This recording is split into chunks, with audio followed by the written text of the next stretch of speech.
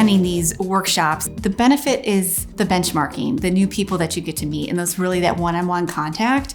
I met a lot of new people, learned a lot of new things, gets me out of my comfort zone a little bit. The time that Disco takes to learn their clients and listen to what it is that they are interested in seeing, being involved in Disco since 2018, I can see the improvement and the continuous growth and desire to grow. That was one of the things I think that we started off early on in the year, was really building our partnership with Disco, like creating a partnership, really learning how to utilize every piece of that particular tool and having Disco at the table, figuring out how to continue to learn and grow together.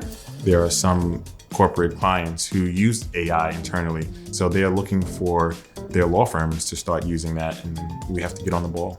Working with Disco is helpful in order to stay aware of what is possible. Some of them had never seen generative AI, and I think their eyes are kind of open to what the possibility of tech can do.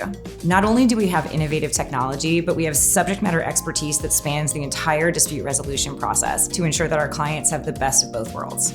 We have a love of this industry, and we really do want our legal technology to be superior to others and to shine. And we want people to be successful in their careers. And it's pretty cool to be part of somebody's journey.